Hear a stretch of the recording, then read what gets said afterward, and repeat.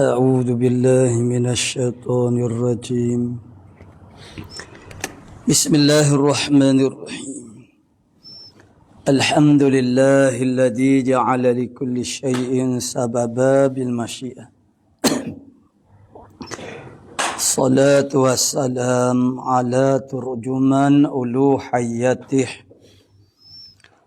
ودليل وحدانيته سيدنا محمد المبعوث بباهر المعجزات لتأييد رسالته وتصديق هدايته وعلى آله وأصحابه وأتباعه أجمعين ولا حول ولا قوة إلا بالله العلي العظيم عدد كل حرف كتب ويكتب أبد الآبدين ودهر الداحرين اللهم فقهنا في الدين وعلمنا التأويل اللهم فقهنا في الدين وعلمنا التأويل اللهم فقهنا في الدين وعلمنا التأويل اللهم رب اشرح لي صدري ويسر لي أمري واحلل عقدة من لساني يفقهوا قولي أما بعد فقال الشيخ المؤلف رحمه الله تعالى ونفعنا بعلومه في الدارين آمين ya rabbal alamin.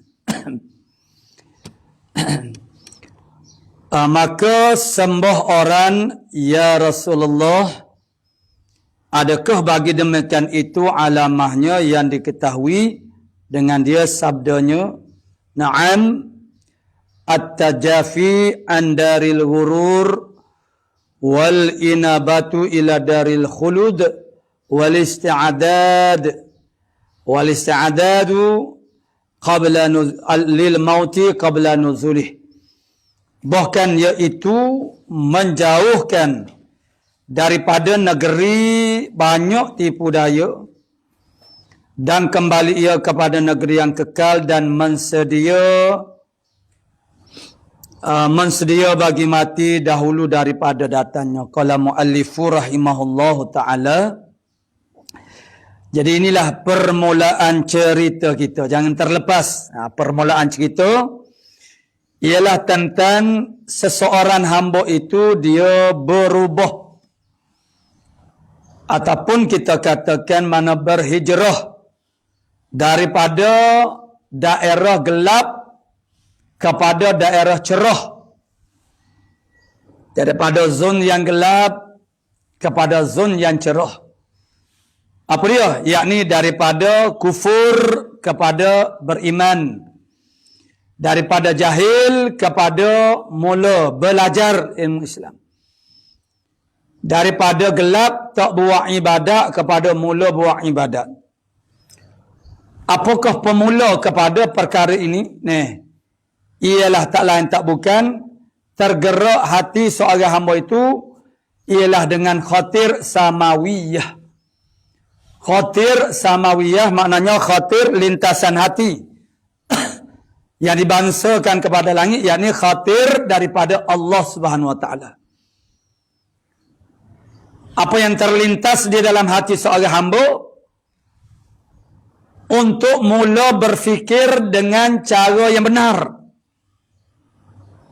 maka itulah yang diisyaratkan oleh Allah Subhanahu wa taala dengan firman-Nya yang kita baca minggu lepas, iaitu la a'udzu billahi minasyaitonir rajim afaman syarahallahu sadrahu lil islam fahuwa ala nurim mir rabbih, adakah tidak kami buka dadanya bagi Islam, maka dia berada di fahuwa alam, maka dia berada di atas cahaya Tuhannya.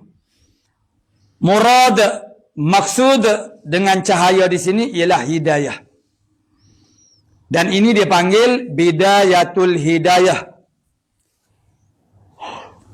Permulaan hidayah. Hidayah yang mula-mula. yang mencuri hati seorang hamba saat ni. Yang dia yang bergeluman dengan dosa, mula nak bertaubat, rasa menyesal, nak kembali kepada Allah Subhanahu Wa Taala. Hakikatnya ialah Allah Taala buka dadanya kerana apa? Allah Taala mengibarahkan dengan membuka dada. Kerana di dalam dada itu ada qalbum. Qalb makna hati. Hati itu ialah memba'u ruh. Tempat perkembangan ruh. Ruh tu nak jadi segar, jadi subur ataupun layu. Itu di hati kita. Allah pancarkan cahaya, nur hidayahnya ke dalam hati seorang hamba. Maka tercetuslah di situ khatir-khatir samawiyah. Mulalah seorang hamba itu berfikir dengan pemikiran yang benar. Pemikiran yang benar itu ialah tentang dia mula berfikir. Bahasanya hidup dia ini ada tujuannya. Dan dia mendapat nikmat-nikmat yang selepas daripada ini akan dihuraikan lebih tafsili lagi. Dia mula berfikir bermula daripada nikmat-nikmat yang diberi oleh Allah Subhanahu Wa Taala. Jadi itulah afaman syarahallahu sadrahu lil Islam. Kemudian ayat ini maknanya huraian Nabi kepada ayat ini ialah sabda Nabi sallallahu alaihi wasallam, innan nura idza dakhala al-qalba infasakha wa ansharaha. Sesungguhnya cahaya itu apabila dia masuk ke dalam hati, dia terbuka dan tersebar. Karena itulah sifat cahaya itu, makna hidayah, ilmu. Lalu yang pagi ini maka sembah yakni bertanya oleh sahabat. Sembah orang yakni sahabat. Sembah tu maksudnya bertanyalah kepada, ya Rasulullah, adakah bagi yang demikian itu alamatnya, ada ke tak tanda kepada perkara itu, yakni bahawa cahaya mula dah masuk di dalam hati seorang hamba itu, ada alamat ke tak? Ada tanda ke tak untuk kita buat pecemeh? Pecaman maksudnya untuk pengenal pasti. Itu dipanggil pengecam. Pecemeh kata pecemeh itu makna pengecam. Bahasanya di dalam hati seorang hamba itu telah dimasuki oleh cahaya Allah Ta'ala, makna cahaya hidayah Allah Subhanahu Wa Ta'ala. Ada ke tak alamat, ada ke tak suatu tanda, suatu alamat yang menunjukkan perkara yang tersebut? Lalu Nabi jawab sabdanya, na'am, yo, ada. Ada, tanda ni. Apa dia? Tanda bahawasanya hati seorang hamba itu telah dimasuki oleh cahaya hidayah taufik Allah Subhanahu Wa Taala. Nur iman, nur hidayah, wa nur taufiq. Ada tanda dia. Apa dia tanda dia? At-tajafi andaril ghurur wal inabatu ila daril khulud wal isti'adadu lil maut qabla nuzulih. Bahkan ya betul, ada tanda dia. Lagu mana? Tanda orang yang mana cahaya hidayah Allah Ta'ala sudah memenuhi di dalam hatinya. Sebab Nabi sebut sini, idza dakhala qalba infasakha wansharaha. Dia jadi tersebar dan memenuhi ruang hati seorang hamba. Ada tandanya. Hati seorang hamba itu telah dimasuki dan dipenuhi dengan cahaya hidayah Allah Subhanahu Wa Taala. Yang pertama, tanda dia menjauhkan daripada negeri banyak tipu daya. Negeri tipu daya mana? Darud dunia. Negeri dunia ni mata'ud dunia, mata'ul ghurur. Mata benda dunia negeri itu mata'ul ghurur, mana mata benda yang menipu daya. Dunia ni yang menipu daya. Menjauhi daripada negeri yang menipu daya. Maksudnya tidak ingin, tidak berusaha kepada dunia yang menipu daya ni. Itu alamat dia. yakni mereka itu mengambil sesuatu daripada dunia qadrul hajah, qadar hajat sahaja, qadar keperluan ambil juga, tapi qadril hajah, qadar keperluan yang tak dapat tidur daripada makanan, minumannya dan kenderaan semua. Nah, itu qadar keperluan. Jadi mereka sentiasa menjauhi daripada negeri yang menipu daya. Nah, yang pertama, yang kedua, kembali ia kepada negeri yang kekal. Kembali kepada negeri yang kekal, mana berusaha untuk kehidupan yang kekal itu yaumul akhirah. Ya Nabi kata la aishu illa aishal akhirah. La aish, tidak ada kehidupan yang sebenar illa aishul akhirah. La aisha illa aishul akhirah. Tidak ada aish, tidak ada kehidupan yang sebenar melainkan kehidupan akhirat. Itu yang diajari oleh Nabi ketika dalam peperangan Badar, menyebabkan sahabat-sahabat mula tidak gentar dah kepada orang panggil musuh. Sebab apa? Kalau mati dapat syahid. Dapat syahid mana dapat kehidupan akhirat. Kalau tak mati lagi tak apa, boleh berperang pula. Jadi orang beriman itu sentiasa beruntun, tidak ada ruginya. Jadi maknanya kembali kepada negeri yang kekal.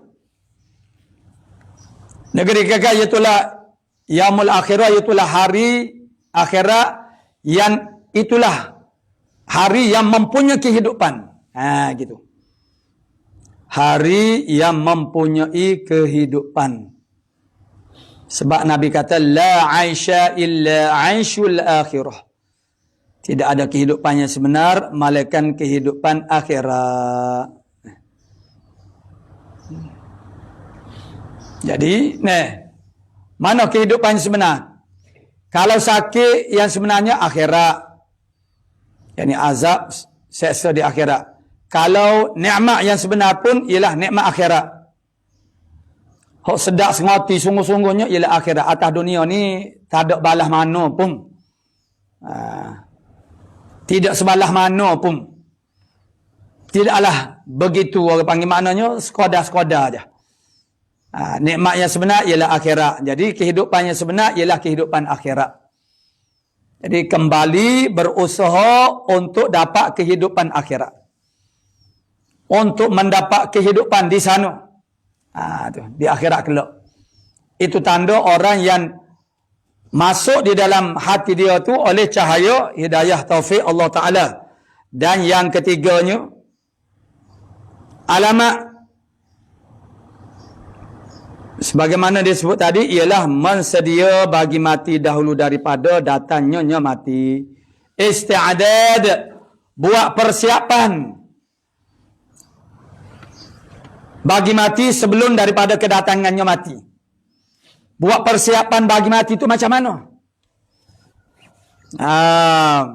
Sediakan cukup-cukup belanja untuk pengurusan mayat kita. Beli siap-siap semua peralatan dan bukan bersiap sedia bagi mati itu ialah bersiap sedia dengan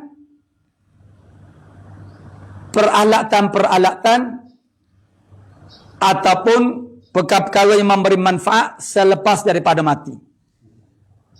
Tak lain tak bukan ialah amal soleh lah. Iman dan juga amal soleh.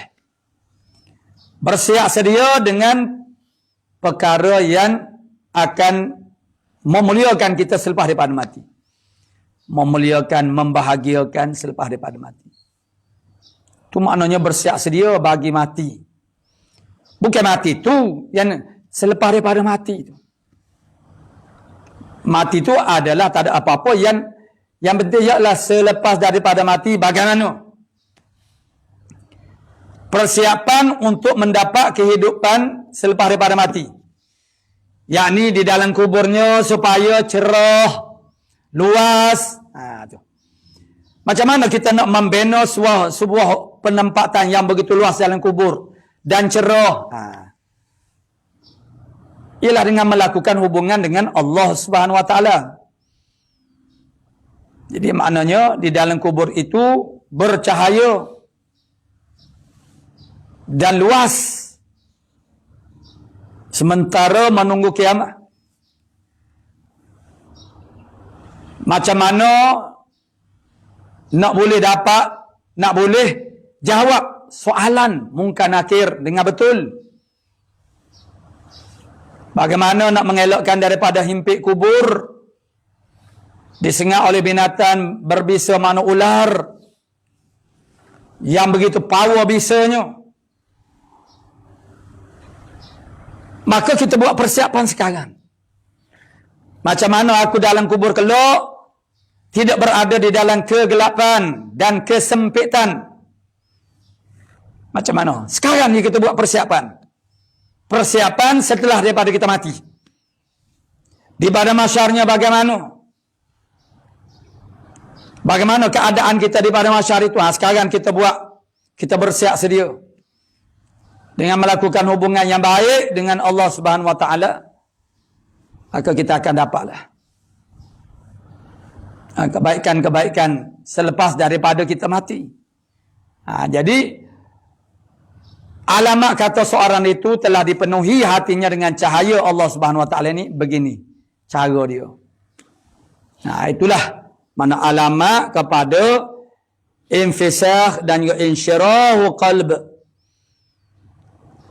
Kemudian kata mu'alif kita rahimahullah ta'ala, maka melintas dengan hati hamba pertama-tama tiap-tiap suatu. Maka berkata ia, bahawasanya aku mendapat akan diriku diberi nikmat atasku dengan bagai-bagai nikmat seperti hidup dan kuasa dan akal. Baiklah, jadi cerita dianya ialah seorang hamba itu dia mula berpindah, berhijrah daripada gelap kepada cerah. Apa cerita? Cerita dianya ialah dia mendapat khatir samawiyah yang tadi. Jadi apabila dia dapat khatir samawiyah itu, maka melintaslah dengan hati. Tu. Melintas, yakni maka apabila melintas oleh khatir yang samawiyah itu. Tu. Jadi, melintaslah dengan hati hamba pertama-tama tiap-tiap suatu. Hok mula-mula terlintas di dalam hati dia. Gapo dia? Maka berkata ia,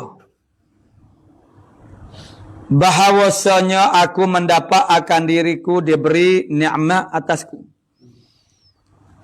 Pemikiran ni, hok dia duk mikir sekarang ini, sebenarnya telah pun dihulurkan oleh kawan-kawannya, sahabatnya dan orang-orang yang menasihatinya dulu. Macam-macam kawan dia kata, kita hidup di dunia ni sementara sahaja. Usahakanlah yang kekal. Itulah kehidupan akhirat.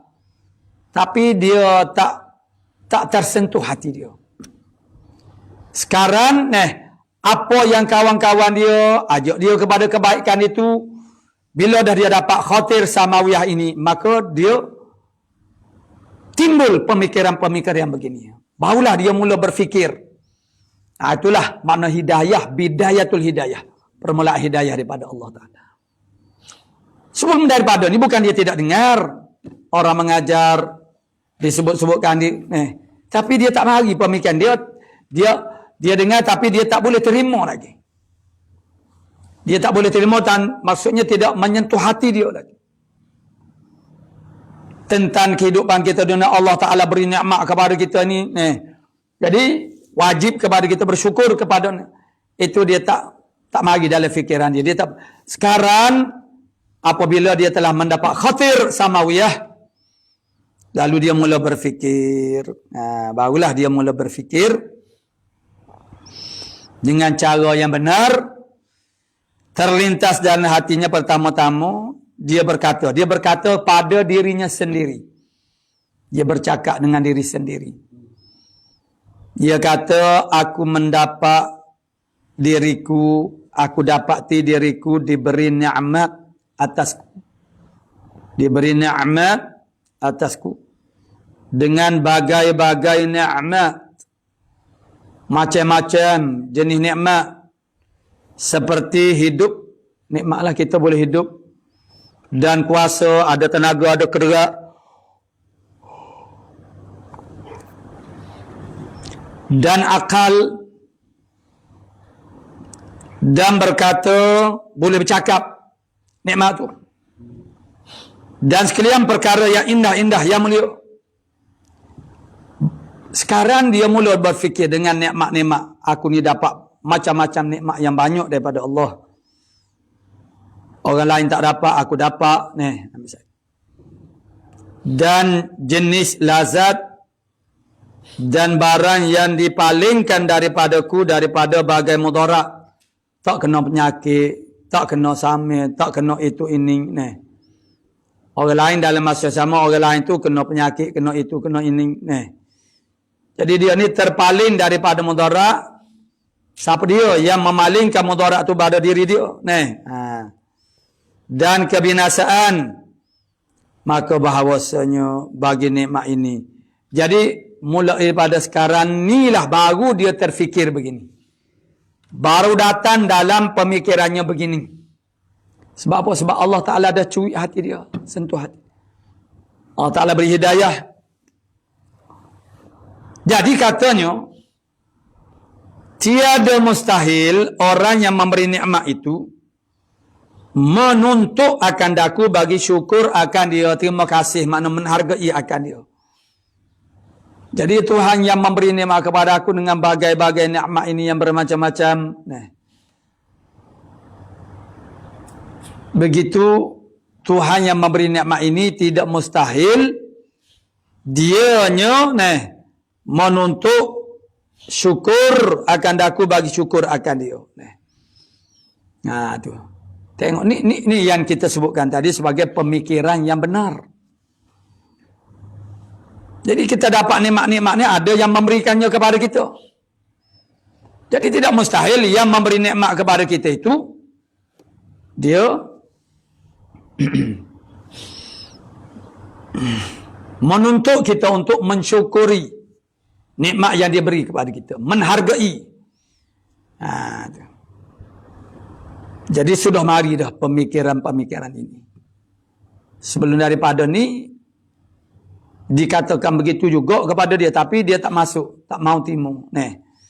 Itulah bila Allah Ta'ala nak menghendaki seseorang hamba itu ia jadi baik, maka Allah Ta'ala panggil berikan kepada bidayatul hidayah, maka mulalah dia berfikir dengan segala nikmat ini dan berkhidmat.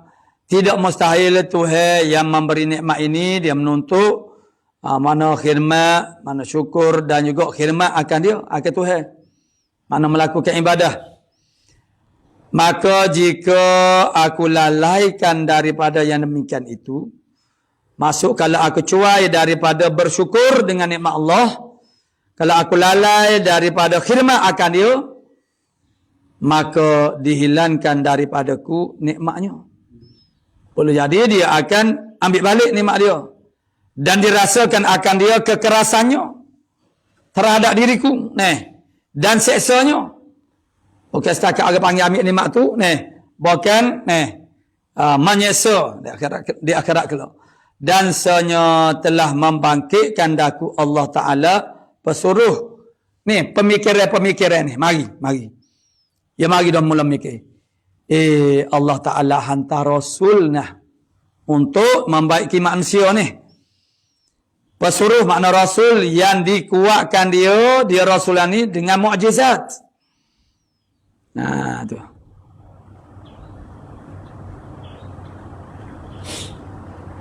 Yang khariq, yang mencarikan adat. Luar biasa lah maksud dia. Yang mencari adat, dia makna yang luar biasa.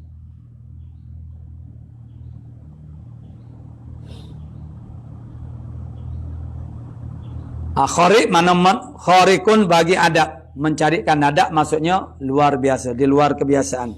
Bukan biasa-biasa. yang melemahkan kuasa manusia untuk mendatangkan seumpama itu, dia huraikan makna mukjizat tu. Jadi tengoklah seorang hamba ni. Dia sebenarnya dia seperti yang kita katakan tadi, dia sudah dengar dah kawan-kawan dia yang soleh menasihati dia supaya mula-mula dia tak sembahyang, supaya sembahyang, supaya orang panggil maknanya benar-benar berusaha untuk beramal dengan amal Islam. Tu. Tapi tidak tersentuh hatinya sebab dia tak dapat lagi khatir samawiyah. Sekarang apabila dah dapat khatir samawiyah ini, mulalah dia berfikir dengan seumpama dia pernah dengar tentang orang yang mengajaknya untuk kembali kepada Allah Subhanahu wa taala. Dan mengkhabarkan daku bahawasanya bagiku yang maha besar sebutannya Tuhan yang amat kuasa. Lagi aliman yang sangat mengetahui, lagi hayyan yang hidup, lagi mutakalliman yang berkata, yang boleh berkata, menyuruh, dia menyuruh dan juga menegah, dan bahawasanya ia amat kuasa atas bahawa diseksa jika aku maksiat akan dia. Jadi dia inilah pemikiran. Belum daripada ini dia tidak pernah nak mari mikir macam ni. Tak datang. Itulah cerita dia. Apa yang zahir kepada kita, kita melihat seseorang itu berubah. Dia sudah mula menutup aurat, dia sudah mula datang ke masjid, dia sudah mula. Inilah yang berlaku pada hakikatnya. Maksudnya dengan kehendak dan izin Allah Ta'ala. Sebab tu kita bersyukur dengan sebab kita telah dikehendaki oleh Allah Ta'ala untuk mendapat kebaikan daripadanya, dunia akhirat. Jadi dia mari fikir tentang nikmat. Dia mari fikir. Dia nikmat ni ada dua. Gini maknanya nikmat duniawi dan juga dini. Nikmat dunia dan juga nikmat dini makna agama. Jadi hok sekarang ni ialah nikmat yang kasar-kasar dulu. Bila dia sebut nikmat di sini, nikmat yang kasar-kasar makna nikmat dunia. Sebab di sana Aqabah yang ke-7, Aqabah yang ke-6. Aqabah yang ke-6 juga bercerita tentang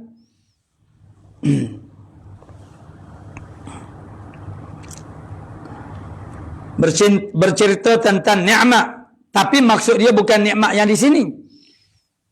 Ni nikmat yang di dalam permulaan nak masuk Aqabah, tak masuk lagi ni Aqabah. Aqabah yang ke-6, Aqabatul hamdi wa syukri, juga berbicara tentang nikmat, tapi bukan nikmat ini. Di sana ialah nikmatun diniyatun, sedap belajar, sedap buat ibadat. Tu. Tenggelam dalam lautan nikmat Allah Subhanahu wa taala. Yakni sedap melakukan ibadat tu, rasa lazat, rasa sedap. Tu. Tu di sana. Di sana. Di sini maksud dengan nikmat tu nikmat-nikmat yang hissi, yang zahir. Jadi melalui nikmat itulah dia mula bergerak untuk berfikir, untuk mencari kebaikan di dalam hidupnya. Jadi mulalah dia tergerak hati nak belajar, nak beramal.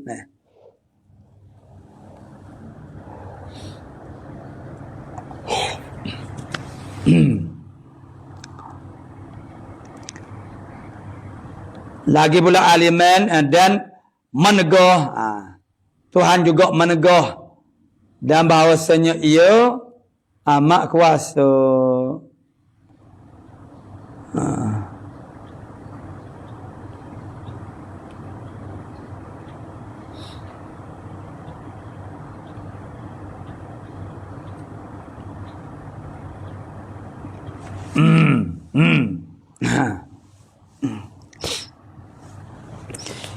Jadi jika dan bahawasanya amat kuasa atas bahawa diseksa jika aku maksiat akan dia, dan memberi pahala jika aku taat akan dia. Lagi amat mengetahui dengan segala rahsiaku. Apa yang ada di dalam hatiku dia tahu. Dan bergerak-gerak di dalam fikirku. Dan senyum telah menjanjikan dengan kebajikan dan kejahatan. Manakala buat baik dapat kebajikan di akhirat kelak, tak buat baik mana dapat kejahatan. Tu. Dan menyuruh dengan memegang akan simpulan syarak. Dan dia juga yang itu menyuruh supaya berpegang dengan simpulan syarak, tali syarak, mana agama lah maksud dia. Tu dia. Maka jatuh di dalam hatinya. Jatuh di dalam hatinya pekerjaan itu patut sebenar-benarnya.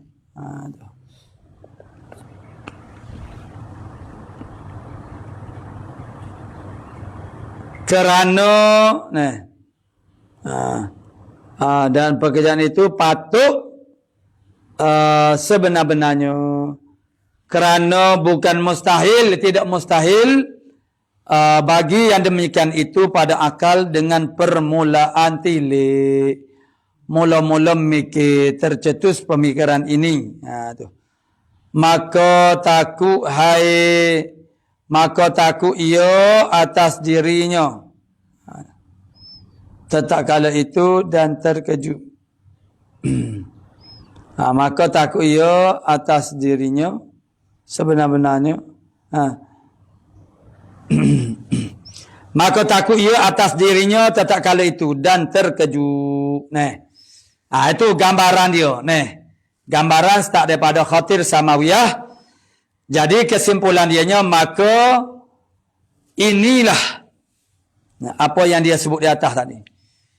Mula berfikir tentang kebenaran segala sesuatu. Makna yang benarnya ialah ibadat itulah aset yang kita perlu ada untuk nak berjumpa dengan Allah Subhanahu Wa Taala.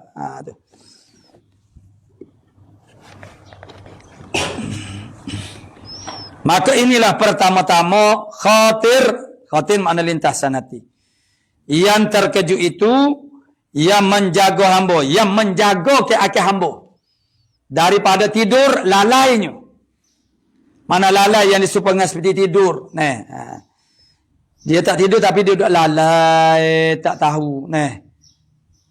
Dan mendatangkan hujjah atas dia, akan dia. Dan mendatangkan hujjah akan dia. Maknanya dia ada hujjah. Hujjah tu apa dia? Itulah iman dan juga amal kita. Itulah hujjah untuk berjumpa dengan Allah Subhanahu Wa Taala. Tu. Jadi kata menjaga ke hamba dan mendatangkan hujjah akan dia. Dan memutuskan daripadanya. Memutuskan daripadanya uzur. Memutuskan daripadanya uzur maksudnya tidak ada uzur lagi, tidak ada uzur. No excuse, tak ada excuse. Maksudnya dia tak boleh duduk dah macam ni. Dia tidak boleh berkekalan dengan keadaan begini. Dia perlu berubah. Dia perlu, orang panggil bila nak berubah itu berhajat kepada ilmu, kepada itu mula terjadinya. Tu. Dan mengkejutkan dia kepada 3 dan mengambil dalil kepada tilik 3 pula. Dan mengkejutkan dia kepada tilik dan mengambil dalil dengan menggerak-gerakkan hamba pada ketika itu dengan membalik-balik akan dia. Dan tiada tinggal baginya. Tiada tinggal baginya ketetapan. Tak boleh nak duduk dah. Dia kena bertindak dah sekarang. Jadi begitulah. Tiada tinggal lagi baginya ketetapan daripada makhluk ni.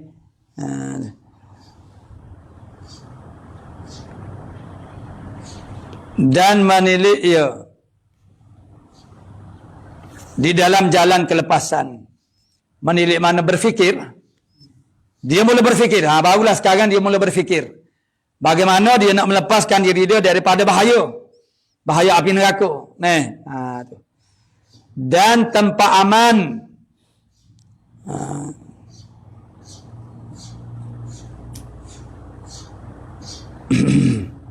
Menil ia di dalam jalan kelepasan dan tempat aman daripada barang yang jatuh di dalam hati.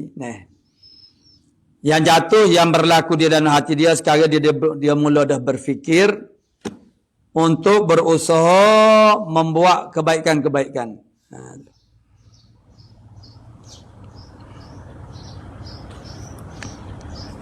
Daripada barang jatuh dalam hati atau yang didengar dengan telinganya.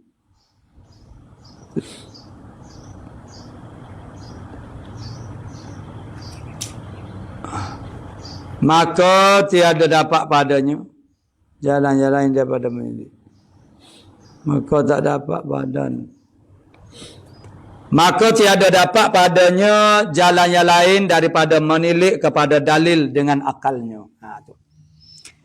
Maksudnya ialah perjalanan yang betul itu bermula dengan mengenali Tuhan yang kita nak sembah dia, yang kita nak buat hubungan dengannya. Itulah ma'rifatullah dengan sekurang-kurang qadar yang diterima oleh Allah Subhanahu wa taala. Jadi tak dapat tidak pada masa itu, setelah wujudnya pemikiran-pemikiran yang benar ini di dalam diri dia, maka mengorok langkah bermula dengan menilik kepada dalil dengan akalnya tentang kewujudan Allah Ta'ala dan juga semua.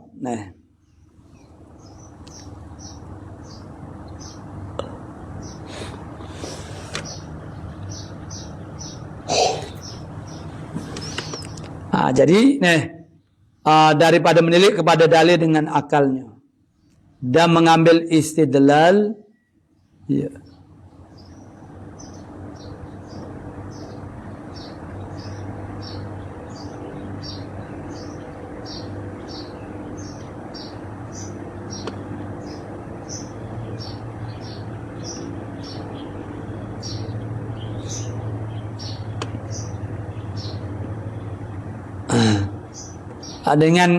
Jadi daripada menilik kepada dalil dengan akalnya untuk berkenalan dengan Allah Subhanahu wa taala dan mengambil istidlal, makna mengambil dalil ia dengan kejadian ini atas Tuhan yang menjadikan dia alam. Tu. Siapa kejadian alam ini? Allah Ta'ala yang menjadikan. Menjadikan dan yang memberatkan hukum.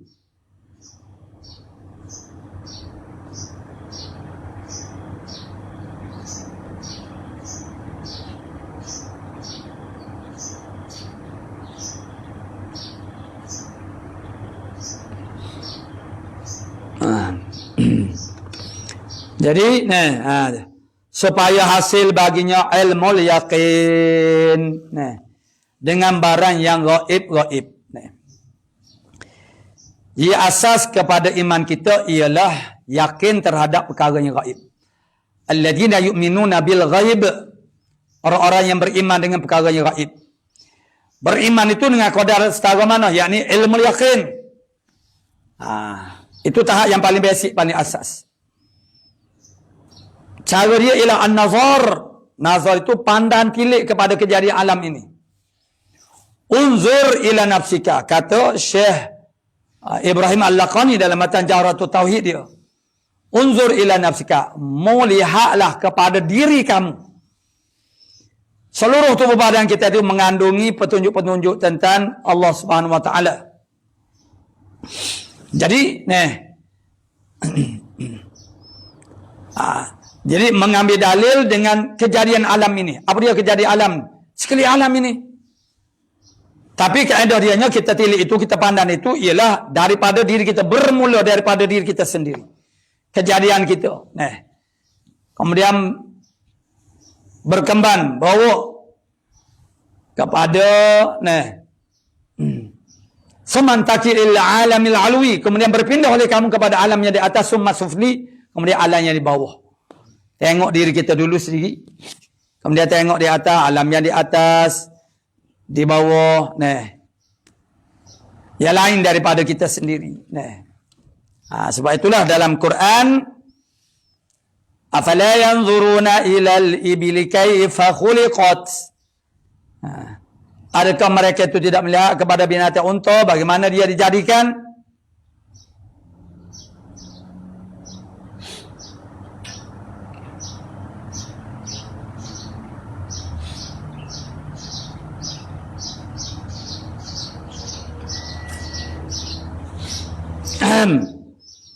Jadi supaya hasil baginya ilmu yakin.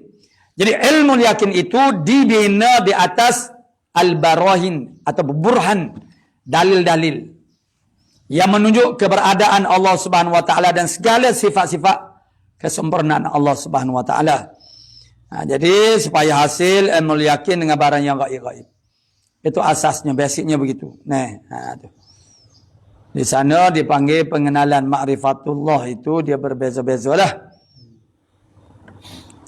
Supaya hasil baginya ilmu yakin dengan barang yang gaib dan mengetahui bahawasanya baginya itu Tuhan yang menjadikan. Ada Tuhan yang menjadikan itu berdasarkan kepada burhan-burhan makna dalil-dalil yang wujud di depan mata dia. Dan yang memberatkan hukum, mentasyri'kan dengan hukum ahkam syariah taklifiyah. Diberatkan dengan hukum wajib sembahyang, wajib menjauhi segala perkara yang maksiat.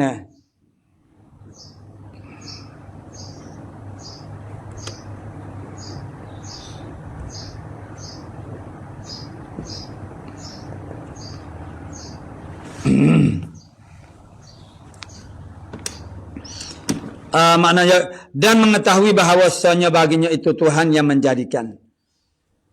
Maknanya dengan dalil-dalil yang ada daripada kejadian alam ini, maka itulah mana menunjukkan kepada kita bahasanya ada Tuhan yang menjadikan dan yang memberatkan hukum dan menyuruh dan juga menegah. Jadi yang menunjukkan kepada itu ialah kejadian alam ini. Seperti ditanyakan kepada seorang Arabi. Seorang Arabi ditanya kepada dia, mana dalil menunjukkan Tuhan tu ada? Mu kata Tuhan ada, mana dalil? Lalu dia kata, tahi unta. Dalil kata Tuhan ada tu ialah tahi unta. Sebab apa? Sebab, bila ada tahi unta bermakna adalah ibu dia tu, tuan dia tu. Tu. Kalau tidak ada unta, macam mana nak ada tahi dia? Begitulah juga alam ini. Ada alam ini tu kerana ada tukang yang menjadikan dia. Mudah je, simple. Jadi mulalah dia berfikir, kerana itu maksudnya kena belajarlah, belajar tentang akidah yang sebenar. Dan yang memberatkan hukum dan yang menyuruh dan juga yang menegah. Yang wajib kita taati perintahnya, apa yang dia suruh wajib kena buat belaka.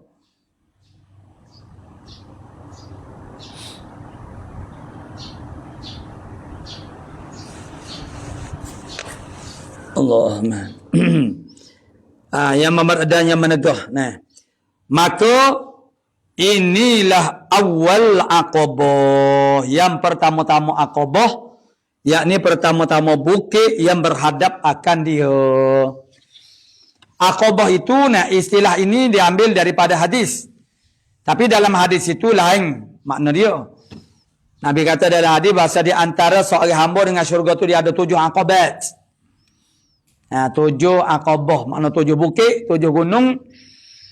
Lalu Imam Ghazali diambil istilah ini makna aqabah. Setiap fasa. Maksud dengan aqabah itu ialah peringkat yang dilalui oleh seorang hamba dalam perjalanan ibadat dia. Tu.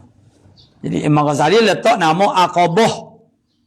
Iaitulah bukit atau gunung. Sebab itulah di sini dipanggil bukit dara. Bukit dara. Bukit Dara ni makna bukit atau gunung yang belum pernah diterokai oleh orang. Dari sudut apa dia? Kesusahan mendakinya. Lainlah kalau dah lebut lepeh, dah bertakut-takut, bertangguh-tangguh. Itu taklah susah sangat. Ni bukit yang tidak ada, penuh dengan onok, ranjau durinya. Kemudian curannya. Tu. Setiap peringkat yang dilalui oleh seorang hamba itu dipanggil sebagai Aqabah. Maka kata mu'alif kita rahimahullah ta'ala, inilah awal Aqabah. Yakni pertama-tama bukit yang berhadap akan dia akan hamba di dalam jalan ibadah. Jadi seorang yang nak berjalan jalan ibadah, dia kena bermula dengan ilmu. Dia kena bermula dengan ilmu. Dan iaitu dinamakan dia Aqabatul Ilm. Aqabah ilmu dan ma'rifah. Aqabah ilmu dan ma'rifah. Supaya adalah pertama-tama pekerjaannya itu di atas penglihatan ala basiratin. Di atas penglihatan yang cerah. Apa pun yang kita buat itu jelas. Benda yang kita buat tu apa dia. Dan tujuan benda tu apa. Itu maknanya ala basiratin. Makna di atas penglihatan yang cerah. Makna kita tahu. Misalnya kita kata seseorang yang ala basiratin. Makna dia nak buat ni. Menego ke berapa makna dia tahu. Dia tahu cerak. Secara pasti.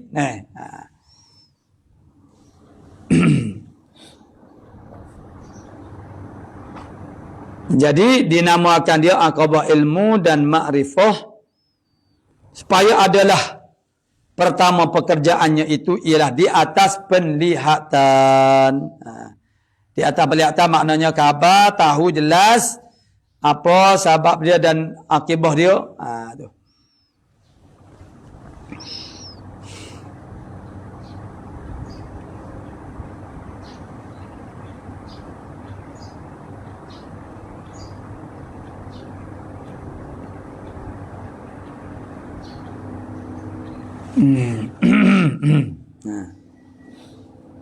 Supaya adalah pertama, maka mengambil ia di dalam memutuskan dia. Memutuskan dia tak dapat tiada. Memutuskan dia bukit ilmu ini. Apa maksud dengan memutuskan? Oleh kerana dia terjemah ini daripada bahasa Arabnya. Bukit Aqabah tu makna bukit. Jadi orang Arab mendaki bukit itu dipanggil Qat'ul Jabal. Memotong bukit itu maksudnya ialah bukit taruh bukit, maknanya mendaki bukit. Memutuskan di sini maksud dia ialah dapat menyelesaikan Aqabah ilmu dan Aqabah yang seterusnya. Tu. Jadi apabila inilah cara permulaannya, insya-Allah akan mendapat kebaikan yang sangat lumayan.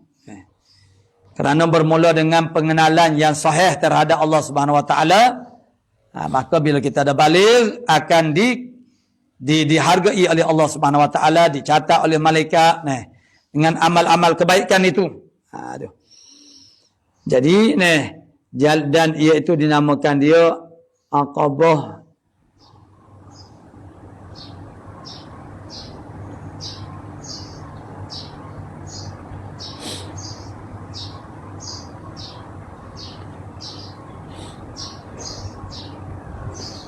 Maka mengambil ia di dalam memutuskan dia tak dapat tiada dengan baik tilik. Di dalam dalail maksudnya dalil-dalil. Dan sempurna bicarakan. Sempurna ambil bicara. Dan belajar.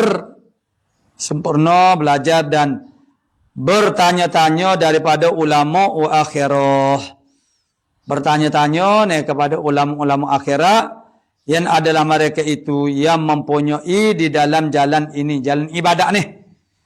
Karena mereka lah orang yang paling mahir di dalam jalan ibadat ni dan pelita.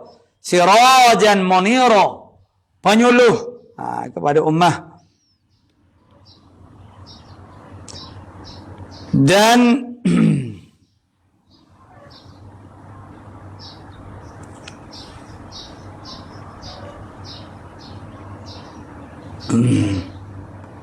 pelita bagi ummah dan ikutan a'immah, kerana mereka itu adalah ikutan a'immah. A'immah makna pemimpin-pemimpin agama. Maknanya ulama itu tidak semuanya dipanggil sebagai imam. Seperti Imam Syafi'i, Imam Nawawi, mereka yang telah mencapai suatu tahap ilmu, pencapaian ilmu yang sangat berwibawa, makna di dalam ilmunya. Begitu ulama-ulama lain menggelarkan mereka sebagai imam, pemimpin. Keilmuan mereka itu menjadi pimpinan kepada manusia. Dia tak boleh dia. Jadi zaman kita sekarang ni tak ada dah imam-imam ni. Gelaran imam ialah imam yang sembahyang itu, tu adalah. Ini maksudnya imam yang menjadi pemimpin agama yang tahap ilmu dan juga keulamaan itu sampai suatu tahap yang diterima oleh ulama-ulama lain juga manusia. Maksud dia adalah pemimpin agama, maka digelarkan dia sebagai imam. Jadi baik tilik di dalam dalail dan sempurna bicarakan dan belajar dan bertanya-tanya daripada ulama akhirah yang adalah mereka itu yang membawa jalan di dalam jalan ini. Itulah baca. Dan pelita bagi ummah dan ikutan a'immah dan tempat mengambil faedah mana ulama ni, dan minta doa yang soleh, yang kebajikan daripada mereka itu akan taufik, dan minta tolong hingga bahawa diputuskan dia, diselesaikan aqabatul ilmi ni dengan taufik Allah Subhanahu wa taala. Itulah. Jadi makna itulah gambaran awalnya ni. Maknanya peringkat ini muallif kita akan menjelaskan secara umum dan rangka kasarnya setiap aqabah yang akan dilalui ditempuhi oleh orang yang berjalan di dalam perjalanan ibadah ini. Jadi maksudnya setelah dia tu mendapat suatu cara pemikiran yang benar, maka inilah perkara yang mula-mula dia kena lakukan. Dia tak boleh orang panggil langkau.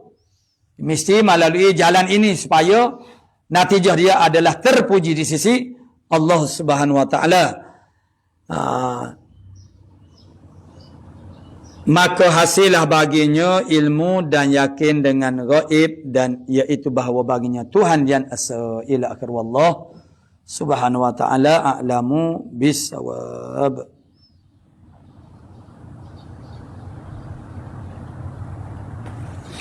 A'udzu billahi minasyaitonir rajim. Bismillahirrahmanirrahim.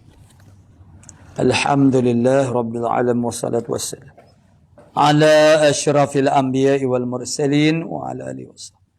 Allahumma taqabbal minna innaka antas sami wa tub alaina ya maulana innaka antat tawwab. Allahumma inna nas'aluka al-ilma khaifin wa inabatal mukhbitin wa syukra sabin wa tabatas. Sallallahu alaihi wasallam Muhammadin wa ala alihi wasallam. Walhamdulillah.